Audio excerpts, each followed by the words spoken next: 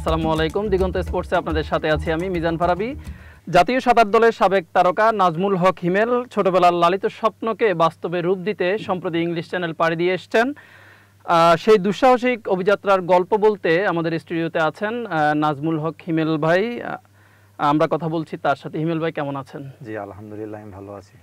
আচ্ছা, আমরা সম্প্রতি জেনেছি আপনি ইংলিশ চ্যানেল পাড়ি দিয়ে আসছেন। তো আপনার বাড়ি তো একেবারে কিশোরগঞ্জের নিকলি হাওর এলাকায়। তো আপনার বেড়ে ওঠার গল্পটা যদি একটু বলতেন। আমার বাড়ি নিকলি কিশোরগঞ্জ। তো আমার বাড়ির সাথে একদম নদী। ছোটবেলা থেকেই যখন একদমই মানে কি বলে সাঁতার পারতাম না, তখন থেকেই দেখতাম যে আমার বড় দুই ভাই সাঁতার কাটতেন। তারাও জাতীয় দলের সাঁতারু। বাবার হাত ধরে আমার সাঁতারটা শুরু হয়। তো মূলত তখন থেকেই মানে সাঁতারের পিছনে আমার আশাটা শুরু হয় আর কি, বাবা এবং বড় দুই ভাইকে দেখে।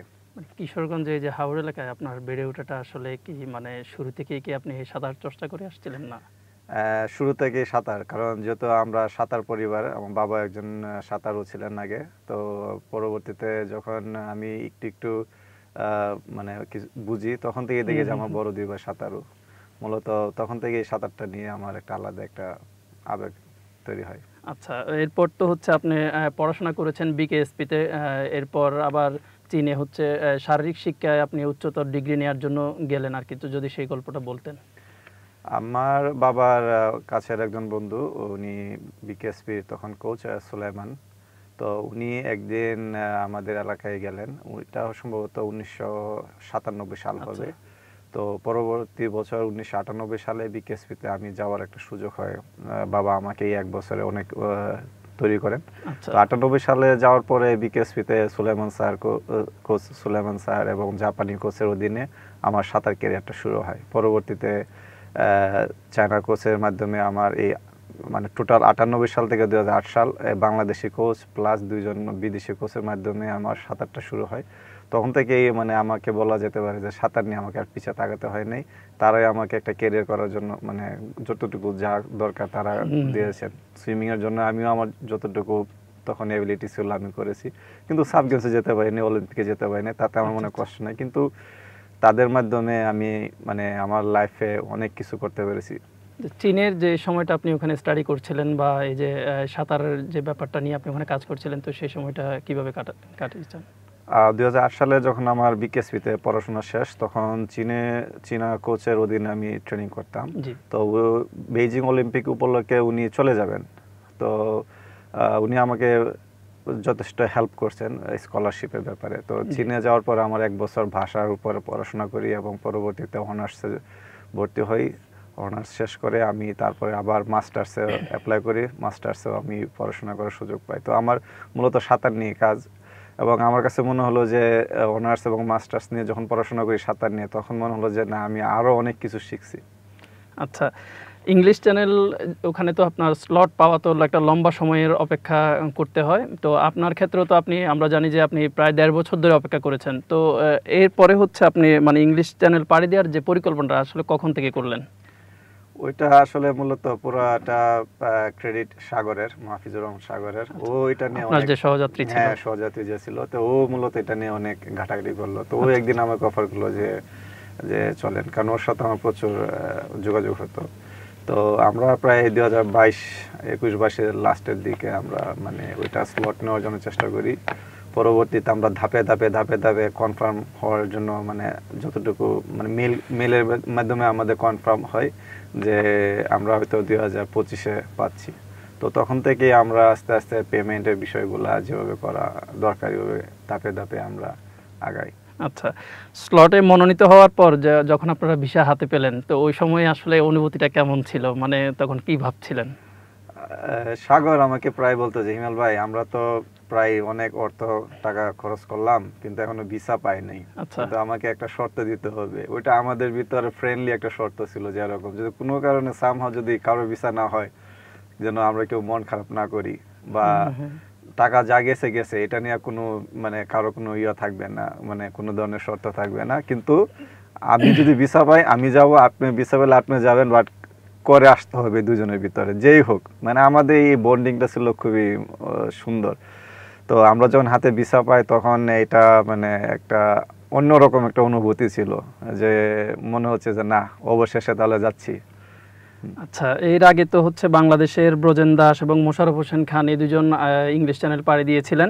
তো আপনি তো ছোটবেলা থেকে হচ্ছে মানে যখন আপনি এই সাঁতার নিয়ে কাজ করেন তখন থেকে আপনার ইংলিশ চ্যানেল পাড়ি দেওয়ার একটা স্বপ্ন আপনি পুষতেন। তো এই চ্যানেল পাড়ি দেওয়ার পর হচ্ছে এখন আপনার কেমন লাগছে? মানে স্বপ্নটা আসলে তো স্বপ্নটা পূরণ হলো। জি, সত্যি বলতে মানে আমরা যখন সাঁতার নিয়ে পড়াশোনা করি, বিকেএসপিতে ভর্তি হওয়ার পর যখন আমি ক্লাস ৪র্থ শ্রেণীতে ভর্তি হই ৯৮ সালে, তখন থেকে বলতে পারি যে ব্রজেন দাস বা মোশাররফ হোসেন খান এরা মানে বলতে গেলে এক ধরনের লিজেন্ড বলতে হবে সাঁতারের। আচ্ছা আচ্ছা। ওরা সাব গেমসও gold medalist plus English channel বিজয়ী। জি। তো সেক্ষেত্রে ওরাও এক ধরনের আমাদের আইডল মনে মনে। তখন বুঝতে পারতাম না যে আসলে ইংলিশ চ্যানেলটা কি, কিন্তু এতটুকুই জানতাম যে এটা একটা সাগর পথে যেতে হয়। তো এটা যে আমার জীবনে আমার কেরিয়ারে আমি যে এটা করতে পারবো, এটা আমার জন্য একটা মানে অবিশ্বাস্য একটা সারপ্রাইজ।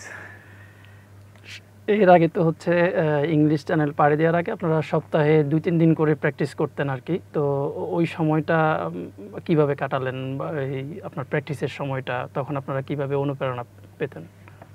আমি যাওয়ার আগে প্রায় ১ মাস চেষ্টা করছি বিরতিহীনভাবে ট্রেনিং করার জন্য, বিশেষ করে নদীতে, যেহেতু আমরা নদীমাতৃক দেশ আর নিকলিতে সুইমিং পুলও নাই।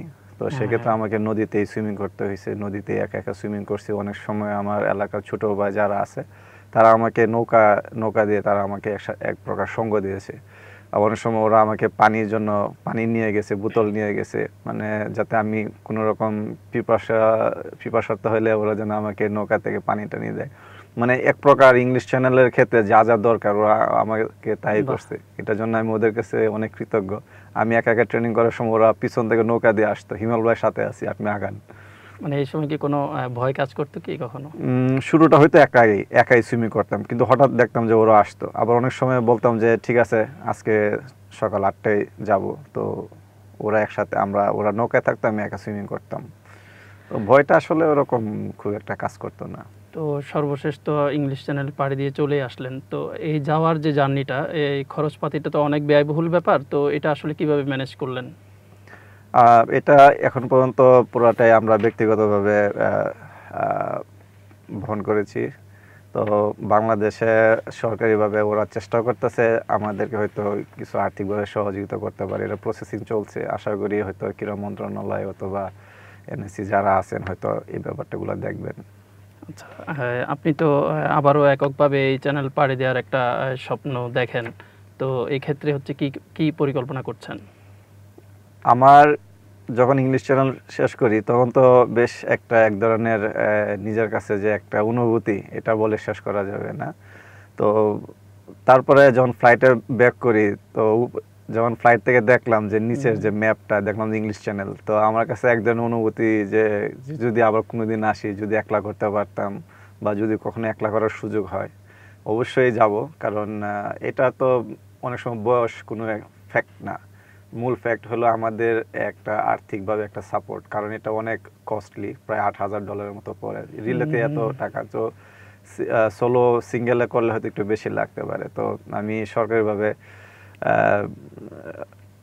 বলবো যে যারা যেতে চায় বা আমিও যদি যেতে চাই, যদি পাশে থেকে সাপোর্ট দেয়, অবশ্যই আশা করি যে বাংলাদেশ থেকে হয়তো আবার কেউ যাবে এমন আছে, আমিও যেতে পারি। তো আমি চেষ্টা করব বড় কোনো কোম্পানি বা সরকার যেন আর্থিকভাবে আমাদেরকে সাপোর্ট করে। এবার যে গেলেন যে যাত্রাটা, তো একটা লম্বা সময় ছিল। তো এই জার্নিতে হচ্ছে আপনাদের পাশে কেউ ছিল কিনা, বা কেউ আপনাদেরকে সাপোর্ট করেছে কিনা? আমাদের শুধু বাংলাদেশ বিমান এয়ারলাইন্স এই এয়ারলাইন্স পার্টনার হিসেবে ছিলেন, তাছাড়া বাকি আপাতত কেউ ছিলেন না, ব্যক্তিগতভাবে যেতে হয়েছে। পুরো জার্নিটা তাহলে কিভাবে শেষ করলেন? পুরো জার্নিটা আমাদের দুইজনের উপরে বেশ একটু চাপ ছিল, তারপরও যেহেতু মনোবল ছিল যে আমরা শেষ করব, আমরা আমাদের নিজের অর্থায়নে শেষ করছি। আচ্ছা, একটু স্মৃতিতে যদি বলতেন যে শুরু থেকে যাওয়া, ওখানে স্টে করা এবং শেষ করে আসার যে ব্যাপারটা ছিল আপনাদের মধ্যে, যে একটা কৌতূহল কাজ করেছে, তো যদি স্মৃতিটা বলতেন আর কি। আমরা যখন এই ব্যাপারে প্রসেসিং শুরু করি তখন থেকে আস্তে আস্তে এই যে ইংল্যান্ডে পৌঁছানোর পরে কি কি করতে হবে এগুলোর সাথে সাথে আমরা একটু রিসার্চ করে দেখলাম যে হোটেল থেকে শুরু করে হোটেলে থাকলে ভালো হবে নাকি অ্যাপার্টমেন্টে থাকলে ভালো হবে, কস্ট প্লাস যাতায়াত এগুলো সব কিছুই আমরা নিজের আগে থেকেই মাস 3 আগে থেকেই এগুলা প্ল্যান করেছিলাম। তো আনুমানিক যে খরচগুলো বা সব কিছু আমরা দুজনে মিলে কোনো ফান্ডিং চেষ্টা করছিলাম, কিন্তু ওরকম সম্ভব হয় না। তারপরে অনেকেই টুকটাক আমাদের চায়নার কিছু ফ্রেন্ড আছে বাংলাদেশি, ওরা আমার জন্য অনেক কিছু করেছে, এটার জন্য ওদের প্রতি কৃতজ্ঞতা। আর মূলত আমরা দুজনে ওর জমানো যত অর্থ ছিল, আমার জমানো যত অর্থ ছিল, আমরা এগুলো নিয়ে নেমে পড়েছিলাম যে ঠিক আছে কোনো সাপোর্ট না পেলেও আমরা যেন না আটকাই, ইনশাল্লাহ আমরা সফল হবই, এবং দিন শেষে আমরা সফল। আচ্ছা, ওখানে হচ্ছে আপনারা তাহলে আলটিমেটলি কতদিন স্টে করলেন, আর হচ্ছে তাহলে ওই সময়টা কিভাবে পার করলেন? শুধু কি সাঁতার কেন্দ্রিকই ছিলেন, না এর বাইরেও আপনারা আরো আনুষঙ্গিক অন্য কোনো কাজে ব্যস্ত ছিলেন? আমরা যেদিন পৌঁছাইছি সেদিন থেকে আমাদের ইভেন্ট আনুমানিক 10 দিনের ভিতর হওয়ার কথা ছিল, কিন্তু পরবর্তীতে আবহাওয়ার জন্য আমাদের ডিলে হয়েছে, প্রায় 8-10 দিনের মতো ডিলে হয়েছে। তো তখন আমাদের সবচেয়ে বড় সমস্যা হয়েছিল যে অ্যাপার্টমেন্ট, ওইটা তো ডেট এক্সপায়ার হয়ে গেছে, পরে আবার 4 দিন এক্সট্রা বাড়াতে হলো, তখন আবার চেঞ্জ হয়ে গেছে। পরবর্তীতে আমরা অন্য একটা জায়গায় গেছিলাম। তো আমরা ফ্লাইট থেকে নেমে সাগর আর আমি বলতেছি যে এক রাত লন্ডন স্টে করে পরের দিন সকালবেলায় জন্য আমরা রওনা হই। তো ওইভাবে আমাদেরকে ওই জায়গায় লন্ডনে বাংলাদেশে যে বাইরা ছিল ওনারা আমাদেরকে হেল্প করছে। আমরা ওই যখন ডোভার চলে যাই, লন্ডন থেকে প্রায় 1 ঘন্টা রাস্তা ফাস্টার ট্রেনে, আমরা গিয়ে ব্যাগটা রেখেই কাপড়টা চেঞ্জ করেই আমরা মনে হয় আছে না একটু রেস্ট করি, এই রেস্টও করি নাই, বিছনা পর্যন্ত আমরা বসি নাই, বললাম যে এখনই যেতে হবে। আমরা গিয়ে প্রায় 1 ঘন্টা ট্রেনিং করলাম, প্রতিদিন 1 ঘন্টা ট্রেনিং করছি, একদিন শুধু আমরা একটা ব্রেক নিছি। তো প্রতিদিনই পানির সাথে যাতে আমরা খুব দ্রুত সুইট হয় বডিটা, কারণ এক আবহাওয়া ঠান্ডা, দ্বিতীয়ত পানিও ঠান্ডা, আর ইংলিশ চ্যানেলে আসছে একটা ভয় তো থাকবেই। ওখানে যে বাংলাদেশিদের আপনাদেরকে যে হেল্প করেছে বা আপনাদের যোগাযোগ হয়েছিল, এটা কি আগে থেকেই না ওখানে যাওয়ার পর? মূলত আমরা যাচ্ছি বাংলাদেশি কিছু কমিউনিটি এরা জানতো, তাছাড়া সাগরের ওর কিছু ফ্রেন্ড ছিল, প্লাস ওদের আত্মীয় স্বজন ওরা ছিল। তো যার ফলে আমরা যেদিন যাই সেদিন এয়ারপোর্ট থেকে নেমে যখন আমরা মেট্রো রেল করে ওই হোয়াইট চ্যাপেল একটা স্টেশন আছে, তো যাওয়ার পরে দেখলাম যে অনেক বাংলাদেশি আসছে, বিভিন্ন জেলার অনেক বাংলাদেশি আসছে, এবং ওরা প্রথম দিন থেকে আমাদেরকে এত উৎসাহ দিছে, এবং ওরা আমরা যখন 2 দিন স্টে করছিলাম ওরা আমাদেরকে এত সময় দিছে এটা বলার বাইরে, এবং সবার বাসায় নেওয়ার জন্য যে আজকে আমার বাসায় যান, কালকে ওর বাসায়, মানে আমার কাছে মনে হয় না যে আমি বিদেশে আছি, কারণ এত বাংলাদেশি আর এত আপ্যায়ন, এটা সত্যি অমাইক। এবং মানুষ হিসাবে ওরা চলে আসার দিন সত্যি মনে মনে একটু কষ্ট লাগতেছিল ওদের জন্য, কারণ আমরা যেই একদিন সময় ছিল মাঝখানে যখন আমরা হতাশ হয়ে গেলাম যে ডেট চেঞ্জ হচ্ছে, আবহাওয়া ভালো না, তখন সাগর বলল যে চলেন একদিন লন্ডন থেকে ঘুরে আসি। তো যখন লন্ডন থেকে ঘুরে আসবো তখন আমরা জাস্ট একজনকে টেক্সট করছি যে আমরা আসতেছি। আমরা লন্ডনে এসে দিয়ে অনেক মানুষ নিয়ে আমাদের জন্য অপেক্ষা করতেছে, সবাই বললো যে ভাই চলেন আমার গাড়িতে চলেন। তো আমাদেরকে নিয়ে ঘোরালো, ওরা আমাদেরকে অনেক হেল্প, অন্যরকম একটা অনুভূতি কাজ করছে। তো লাস্টে যখন আমরা সফল হই, তো আমাদের হাতে মাত্র 1 রাত আর 5-6 ঘন্টা ছিল পরের দিন। তো অনেকে এটা নিয়ে খুব আফসোস করতেছিল, আপনারা যদি আর 2টা দিন বাড়াইতে পারতেন, কিন্তু আমাদের তো হাতে ওরকম সময় ছিল না। তো ওদের প্রতিও অনেক কৃতজ্ঞতা, ওরা আমাদেরকে মানে যে পরিমাণে আপ্যায়ন করেছে এবং সহযোগিতা করেছে, এটা হয়তো ভোলার মতো নয়। আচ্ছা, এই সাগর ভাইয়ের সাথে আপনার জার্নিটা ঠিক কখন থেকে শুরু হয়েছে? আমরা মূলত দুইজনে বিকেএসপিতে বড় হয়েছি। তো আমি ওর 2 ব্যাচ সিনিয়র, তো সেক্ষেত্রে আমাদের অনেক ছোটবেলা থেকে সম্পর্ক। আর তাছাড়া আমরা দুজনে লং ডিস্টেন্স সুইমিং করতাম, না ও ফার্স্ট হইতো না আমি ফার্স্ট হইতাম, আমাদের ভিতরে একটা সবসময় পানিতে একটা লড়াই থাকতোই, কিন্তু উপরে আমরা চমৎকার বড় ভাই হলো বন্ধুর মতো, এখনো বন্ধুর মতো। বাট বড় ভাই যেটা মনে হয় না, কারণ বিকেএসপিতে যখন থাকি এটা একটা সিনিয়র জুনিয়র একটা মেইনটেনেন্স করা হয়, যখন বাইরে চলে আসি সবাই বন্ধু। এখন কিভাবে সময় পার করছেন? এখন মাঝে মাঝে নিজে একটু ট্রেনিং করাই, এখানে পার্ট টাইম হিসেবে একটু সুইমিং নিয়ে জব করতেছি, পাশাপাশি বডি ফিটনেস ধরে রাখার জন্য ম্যারাথনের জন্য প্রতিদিন রানিং করার চেষ্টা করি। আমি মূলত ট্রায়াথলনের প্রতি এখন একটা আলাদা আবেগ তৈরি হয়েছে, সাঁতার, বাইক, রানিং। তো ওইটা যদিও মানে খুব একটা প্রফেশনালি আমি দেখি না, জাস্ট একটা আবেগ হিসাবে আর কি, যা শরীর বা বডি ফিটনেস ধরে রাখার জন্য আমি ওইটাকে খেলা শুরু করেছি। আচ্ছা, এই যে ধরেন বিশ্বজয়ের একটা আনন্দ, তো এর জার্নির মধ্য দিয়ে হচ্ছে আপনার ফ্যামিলির কতটুকু সাপোর্ট ছিল বা ফ্যামিলিটাকে কিভাবে নিয়েছিলেন? আমার ফ্যামিলি তো সবসময় সাপোর্ট থাকে, আমি যা করি সবসময় সাপোর্ট করে। আর সবচেয়ে মানে কোনো কিছু করার সময় আমার ফ্যামিলি কাউকে বললে ওরা একটা টেনশনে থাকে, এর জন্য আমি অনেক সময় ওদেরকে বলি না। যখন সফল হয় তখন ওরা যখন দেখে, ওইটা আমার কাছে আলাদা একটা আনন্দ লাগে। আর যদি আগে থেকে বলি তাহলে মনে আছে যে ওরা একটা টেনশন করতে থাকে, তো কি হলো না। যখন চীনে থাকতাম তো প্রায় ট্রায়াথলন ইভেন্টে যেতাম, যদিও এটা আমার একটা শখের বসে খেলা, তারপরও যে বলতাম যে না আগামী রবিবার আমার খেলা আছে, তো একটু দোয়া করো। এরা প্রায় বৃহস্পতিবার শুক্রবার থেকে টেনশন শুরু করে দেয়, তো এর জন্য আমি খুব একটা বলি না। তবে আমার বিশেষ করে আমার বাবার সাপোর্ট সবসময় থাকে, প্রতিনিয়ত খোঁজ নেয় কি করতেছে, কি খবর, ইভেন্টের কি খবর। আর হচ্ছে মানে এলাকার মানুষরা হচ্ছে আপনার কিভাবে পাশে ছিলেন বা উৎসাহ উদ্দীপনা কেমন দেখলেন? বিশেষ করে ইংলিশ চ্যানেলের ক্ষেত্রে এলাকার মানুষ আমাকে নিয়ে যে পরিমাণ উৎসাহী, গর্ব করছে, এটা আগে কখনো এরকম দেখি নাই। এটা আগে এটা হয়তো আমি আমার অনুপ্রেরণার এক ধরনের আরো বড় অনুপ্রেরণা। যদি ভবিষ্যতে আরো কিছু করতে চাই, হয়তো এবার আমার এলাকার মানুষ আমাকে আরো বেশি করে চিনবে। আমি প্রায় 1998 সাল থেকে এলাকায় যাওয়া হয় খুবই কম। তারপর 2008 সাল থেকে আমি বাইরে বড় হয়েছি, প্রায় 17 বছর চীনে ছিলাম। তো এলাকার মানুষ আমাকে শুধু নামে চিনে, কিন্তু আমার চেহারা চিনে না। তো এখন যখন ইংলিশ চ্যানেল করে আসছি, আমাকে অনেক দূর থেকে সবাই চিনে যে এই ছেলেটাই তো মনে করছে। এবং আমার সবচেয়ে একটা মজার ঘটনা হলো, আমি অটো সিএনজি করে বাস স্ট্যান্ডে আসতেছিলাম, তো হঠাৎ করে অটো সিএনজি হয়তো একটু সমস্যা হয়েছিল। আমি জাস্ট 10 সেকেন্ডের জন্য নামছিলাম, খুব পিচ্ছি একটা ছেলে বলতেছে এই যে ভাইয়া মনে হয় যে ইয়েতে গেছিল, ওই যে সাঁতার দিছে গ্রামের ভাষায় যেটা বলে আর কি। ওইটা শুনে আমার কাছে এত গর্ব মনে হইতেছিল, মনে আমি বললাম চিনে ফেলছো? আপনারা তো আমি দেখছি ফেসবুকে, আপনাকে দেখছি।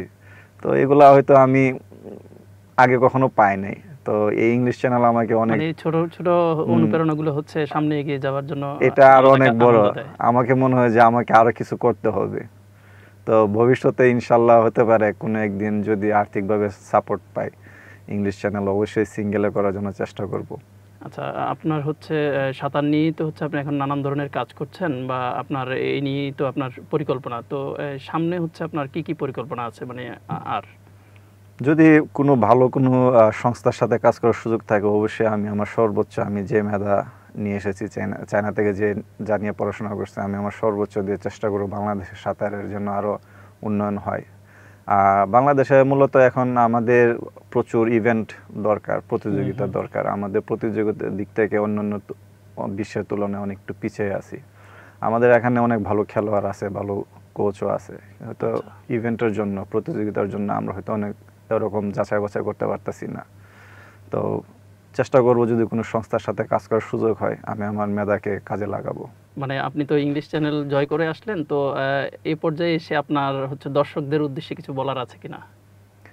দর্শকদের উদ্দেশ্যে বলতে চাই যে বাংলাদেশে অনেকে নদীমাতৃক দেশ, কিন্তু বাংলাদেশে অনেকে আছে নদীতে বা পুকুরে সুইমিং করতে গিয়ে মারা যায়। তো আমি বিশেষভাবে অনুরোধ করব যারা গ্রামে আছেন, আপনাদের সন্তানকে সাঁতার শেখানোর জন্য অবশ্যই উৎসাহ দেন।